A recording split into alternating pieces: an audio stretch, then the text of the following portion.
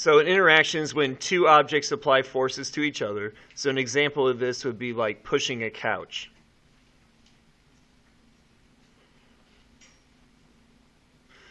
So you would apply a force forward, and let's push a chair because I can actually draw one of those.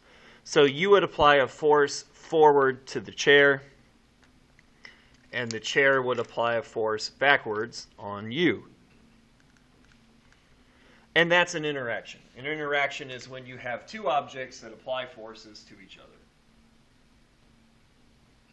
Now, is this the same as what we've done with net force? No. This is not the same as net force. The reason it's not the same is net force was on the same object. This is two same forces on different objects. The other one was different objects on this, or different forces on the same object. This is different objects with the same force. Okay? So, second law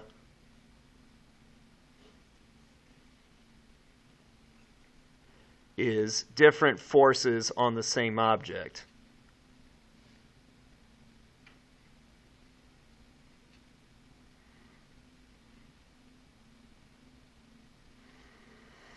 This is the third law, which we'll do in a second, and that is, that is different objects with the same force.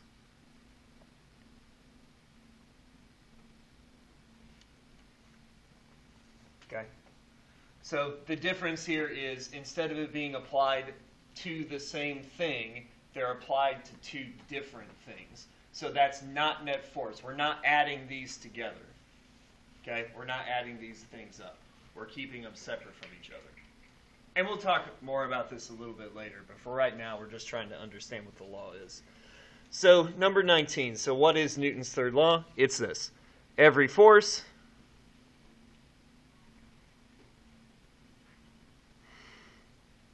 has an equal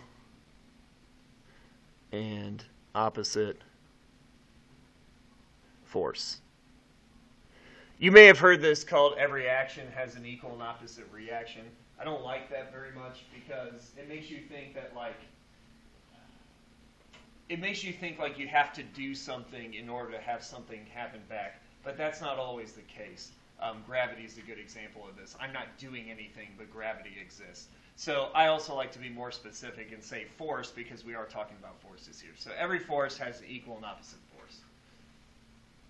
All right, so what's the reaction to your hand pushing the wall? Okay, I get mad. I'm a baseball player. Every year some baseball pitcher gets mad, punches the wall, breaks their hand, is out for 2 months. Okay, so I'm a baseball pitcher. I get mad. I punch the wall. I'm out for 2 months. What's the reaction to that? He screams in pain. Cameron, what do you think? What's the reaction going to be? If I punch the wall, what's the reaction to that force? The wall's going to punch me, right? That's the way I think about it. What I do to the object does to me. So if I punch the wall punches me. So the reaction to your hand punching the wall is the wall punches your hand.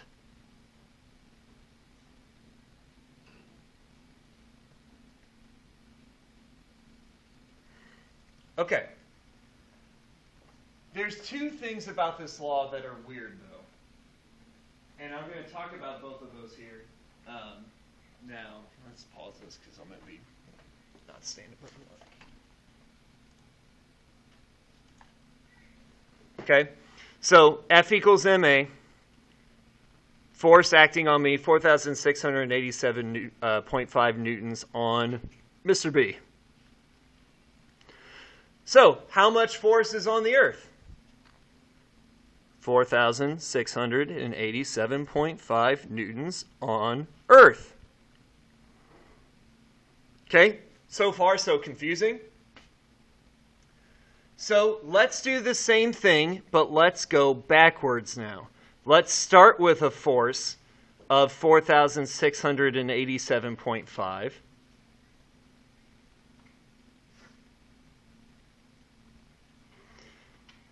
Let's set it equal to the mass of the Earth, which I think the mass of the Earth is 5.98 times 10 to the 27th.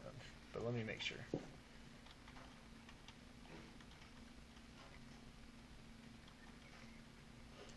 Oh my gosh, look at that. Almost 24th.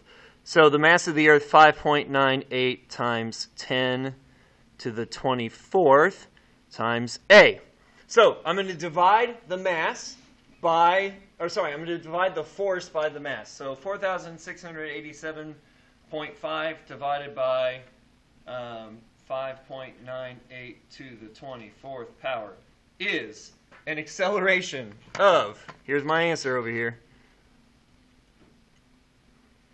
7.84 times 10 to the negative 22nd. So, did I make the Earth move? Yes. Why didn't you notice it? Because it is ludicrously small. The Earth is too big. The Earth is too big to notice. Okay? The Earth is too big to notice. But this explains something you're all familiar with called recoil. Right? If you fire a gun, the gun kicks back. There's a force applied to the bullet applies a force back to the gun. So why doesn't the gun go back as fast and hit you in the face as fast as the bullet does? Because the gun weighs more. Okay? If you fire a cannon, if you jump off a cart, if you do things like that, one object goes forward, the other object goes back. Heavier objects go back less because the acceleration on them will be less. Again, if the force is the same, but the masses are different, you'll get different accelerations. 9.8 for me, 7.84 times 10 to the negative 22nd. Questions on that? Because that's kind of confusing.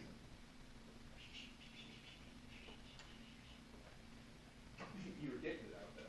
Come on, you know better than that. You know I saw it. So, anyway,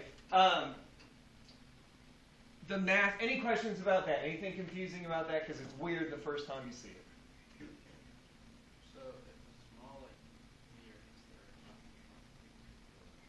Yeah, so that has to do with vibrations. So that has to do with vibrations that it'll travel through because it'll send waves through the Earth's surface. And so depending on how far away you are, same thing with like earthquakes. Earthquakes that happen farther away, you can feel the vibrations from those.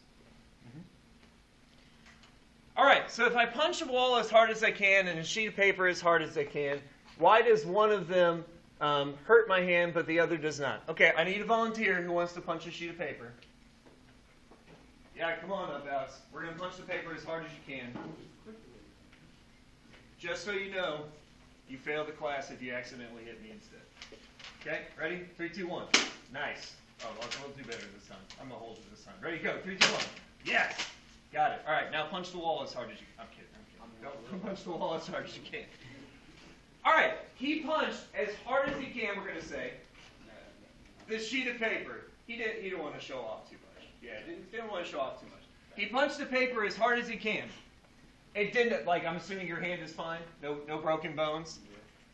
Okay, his hand is fine, no broken bones. How come, if he did the same thing to the wall, it would break his hand? What do you think, Caleb? Would it be because the paper actually reacted to it and the wall would not? You're on the right track. So, we said that the action and the reaction is equal. We didn't say all interactions are the same. The thing is, the interaction between the wall and your hand at your maximum force is going to be larger than your hand and the paper at the maximum force, because his hand went through the paper, right? So the paper slowed his hand down some, but not all the way. The wall will slow his hand down all the way, and that'll create a larger force. So if you punch a sheet of paper, oh my gosh, this is going to be embarrassing. There we go. Here's the sheet of paper. If you punch the sheet of paper, the force you apply into the paper and the force the paper applies back to you are not going to be particularly large because the paper can't apply a big force. It's paper. Okay? But a wall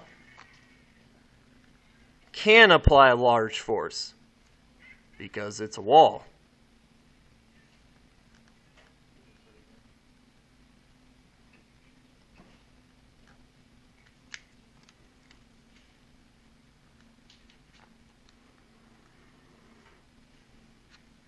And that one will break your hand. So just because you do something as hard as you can does not mean the force is incredibly large.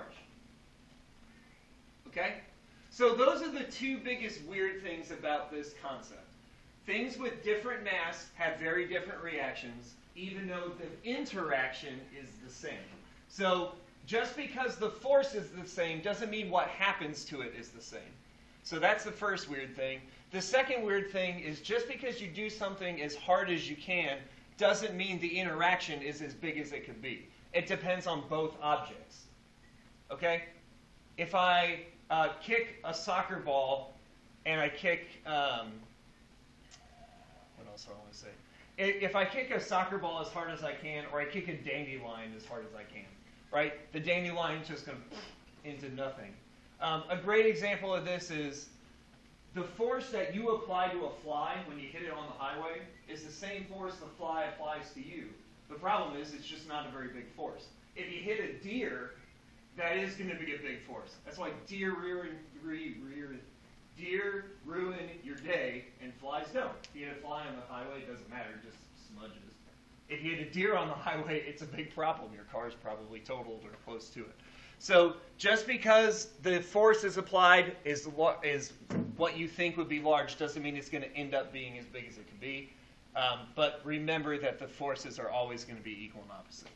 All right, any questions? All right, I'm going to group you guys up if you're not in groups of two already, and I'm going to have you work on finishing the practice. So the practice that you had, I'm going to have you work on finishing the questions, which is... Gosh, I don't know where to put them. Anyway, whatever numbers are left, I'll have to find my key a little bit later. Anyway, whatever numbers are left, that's what you're going to do. Yes. You did find it? Okay. So let me group you up in groups of two here. I'll have you work on it together with your partner. You can go ahead and talk about them and see what you have for your answers. And then we'll go from there. Whoop. There we go. Why don't you go back with one there? Why don't you slide over with why don't you go back with and why don't you slide up with Sydney? All right, go ahead and do the rest of the questions there.